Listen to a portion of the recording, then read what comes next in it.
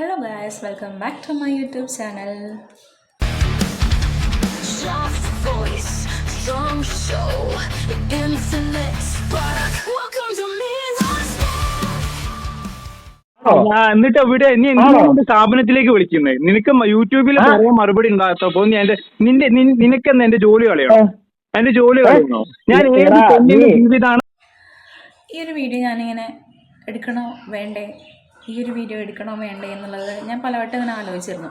ഞാൻ രാവിലെ തന്നെ കണ്ടിരുന്നു, അതായത് മൂപ്പൻസ് വ്ലോഗ്. നിങ്ങളെല്ലാം അത്യാവശ്യം നല്ല രീതിയിൽ വ്യൂവേഴ്സൊക്കെ വരുന്ന ഒരു റിയാക്ഷൻ ചാനലാണ്, റിയാക്ഷൻ വീഡിയോസ് ഇടുന്ന ആളാണ് മൂപ്പൻസ്. അപ്പം നിങ്ങളും കണ്ടിട്ടുണ്ടാവും ആ ഒരു ചാനൽ. അപ്പം ഇന്ന് രാവിലെ ഞാൻ ഇറ്റ്സ് മീ കൈസ് എന്ന് പറഞ്ഞിട്ടുള്ള ചാനൽ നിങ്ങൾ അറിയുന്ന ചാനൽ തന്നെയാണ്. അത്യാവശ്യം നല്ല രീതിയിൽ വ്യൂവർഷിപ്പൊക്കെ ഉള്ള ഒരു ചാനലാണ്. അപ്പം ഈ ഒരു കൈസ്, ഈ ഒരു ചേട്ടൻ വർക്ക് ചെയ്യുന്ന സ്ഥാപനത്തിലേക്ക് ഈ ഒരു മൂപ്പൻസ് വ്ലോഗിലെ ആൾ വിളിച്ചിട്ട് കൈസ് ഇങ്ങനെ ഒരുപാട് പെൺകുട്ടികളെ ദുരുപയോഗം ചെയ്യുന്നുണ്ട് യൂട്യൂബിലൂടെ. അപ്പം ഇതെനിക്കൊന്ന് നിങ്ങളുടെ കമ്പനീൻ്റെ MD-നോട് പറയണം, അതിന് വേണ്ടിയിട്ട് അവരുടെ നമ്പർ എനിക്കൊന്ന് തരണം എന്ന് പറഞ്ഞിട്ട് അത്രയും വൃത്തികെട്ടൊരു സാധനമാണ് ഈ ഒരു മൂപ്പൻസ് വ്ലോഗ്. ഈ ഒരു കൈസ് എന്ന് പറയുന്ന വ്യക്തി വർക്ക് ചെയ്യുന്ന കമ്പനിയിലേക്ക് വിളിച്ചിട്ട് പറഞ്ഞിട്ടുള്ളത്. അപ്പോൾ ഞാൻ രാവിലെ തന്നെ ഇത് കണ്ടിട്ടുണ്ടായിരുന്നു. അപ്പം ഒരു വ്യക്തമായിട്ടുള്ള നിലപാടില്ലാത്തൊരു വ്യക്തിയാണ് ഈ ഒരു മൂപ്പൻസ് വ്ലോഗ് എന്ന് എനിക്ക് മനസ്സിലായപ്പം. കാരണം ഇതിന് തൊട്ട് 2 ദിവസം മുമ്പെയാണ് ബഷീറിൻ്റെ ഫാമിലീൻ്റെ നേരെയുള്ള സൈബർ അറ്റാക്കിനെ കുറിച്ച് ബഷീർ കംപ്ലൈൻറ്റ് കൊടുത്തപ്പം അവിടെ മൂപ്പൻസ് വ്ലോഗിലെ ഈ ഒരു വ്യക്തി ഫോൺ വിളിച്ചിട്ട് താനൊന്നും ചെയ്തിട്ടില്ല എന്ന് പറഞ്ഞിട്ട് ഇയാളുടെ ഭാഗം നല്ല രീതിയിൽ ക്ലിയർ ആക്കുന്നുണ്ടായിരുന്നു. ഈ ഒരു വീഡിയോയും ഞാൻ കണ്ടിട്ടുണ്ടായിരുന്നു. കോൾ റെക്കോർഡ് ചെയ്തിട്ട് പുറത്തു വിട്ട ഈ ഒരു വീഡിയോയും ഞാൻ കണ്ടിട്ടുണ്ടായിരുന്നു. ഇപ്പം ഇതും കൂടി ആയപ്പോൾ എനിക്ക് ഒരു കാര്യം ക്ലിയറായി. ഈ ഒരു മൂപ്പൻസ് വ്ലോഗ് എന്ന് പറയുന്ന ഈ ഒരു വ്യക്തി ഒരു സ്വന്തമായിട്ട് നിലപാടില്ലാത്തൊരു വ്യക്തിയാണ്. എവിടെയാണോ കണ്ടൻറ്റിന്, അതായത് ഏത് കണ്ടൻറ്റാണോ നല്ല രീതിയിൽ കത്തിക്കയറി നിൽക്കുന്നത് അതിനെക്കുറിച്ച് മാത്രം വീഡിയോ ഇടാനും അതിലൂടെ വ്യൂസ് ഉണ്ടാക്കാനും മാത്രമാണ് ശ്രമിക്കുന്നത്. പക്ഷേ പുറത്തേക്ക് അയാൾ കൊണ്ടുവരുന്നൊരു ഇമേജ് എന്ന് പറയണത് ഞാൻ പൊതുസമൂഹത്തിന് വേണ്ടി സംസാരിക്കുന്നു എന്നുള്ള രീതിയിലാണ്. പക്ഷേ അങ്ങനെയല്ല. ഇതൊരു പേഴ്സണൽ ഒരു കാര്യം കൂടി എനിക്ക് പറയാനുണ്ട്. ഞാൻ എൻ്റെ ഹസ്ബൻഡിൻ്റെ ഒരു ഫിലിം ബേസിലുള്ള ഒരു ഇഷ്യൂ, അതായത് ആക്ടർ സൂര്യ അഭിനയിച്ചിട്ടുള്ള കറുപ്പ് എന്ന പുതിയതായിട്ട് റിലീസാവാൻ പോകുന്ന ചിത്രത്തിൻ്റെ കഥ, ഞങ്ങളുടെ സ്ക്രിപ്റ്റ് ആ ഒരു കമ്പനിക്ക് ഞങ്ങൾ അയച്ചു കൊടുത്തിട്ടുണ്ടായിരുന്നു പ്രൊഡ്യൂസറെ സെർച്ച് ചെയ്യുന്നതിൻ്റെ ഭാഗമായിട്ട്. അപ്പം അതിൽ നിന്ന് എടുത്തിട്ടുള്ള ഒരു ഏഡാണ് ഈ ഒരു കറുപ്പ് എന്ന് പറയുന്ന സിനിമ എന്ന് ഞങ്ങൾക്ക് നല്ല സംശയം ഉണ്ടായിരുന്നു.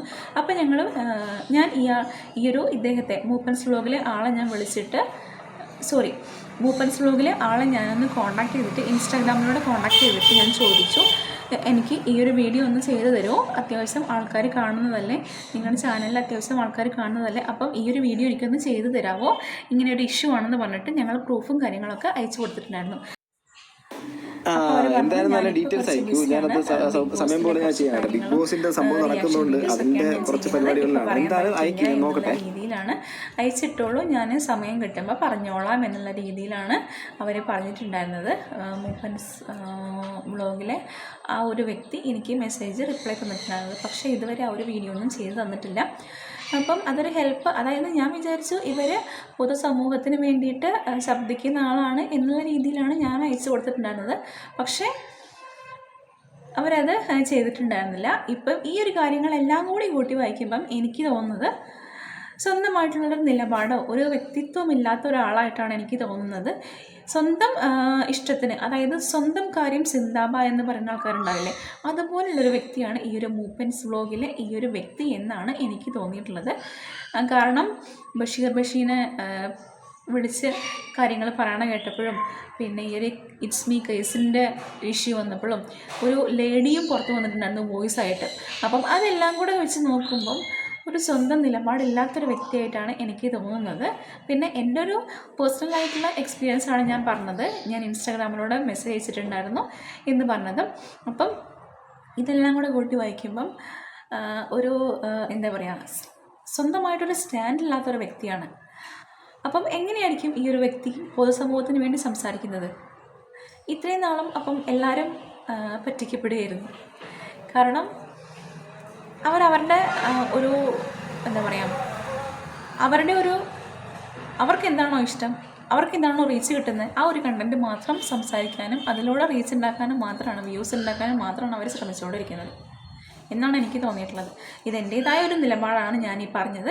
അപ്പം നിങ്ങൾക്ക് എന്താണ് ഈ ഒരു ഇഷ്യൂവിൽ പറയാനുള്ളതെന്ന് വെച്ചാൽ അതൊന്ന് കമൻറ്റായിട്ട് രേഖപ്പെടുത്തുക. പിന്നെ എൻ്റെ വീഡിയോസൊക്കെ പുതിയതായിട്ട് കാണുന്ന ആൾക്കാരാണെങ്കിൽ എൻ്റെ ചാനലൊന്ന് കയറി നോക്കിയിട്ട് വീഡിയോസൊക്കെ ഇഷ്ടപ്പെടുകയാണെങ്കിൽ ഒന്ന് സബ്സ്ക്രൈബ് ചെയ്യാനും ലൈക്ക് ചെയ്യാനും ഷെയർ ചെയ്യാനും കമൻറ്റ് ചെയ്യാനും വാച്ച് ചെയ്യാനും സപ്പോർട്ട് ചെയ്യാനും മറക്കരുത്. അപ്പം പുതിയൊരു വീഡിയോ ആയിട്ട് വരുന്നതായിരിക്കും. ബൈ.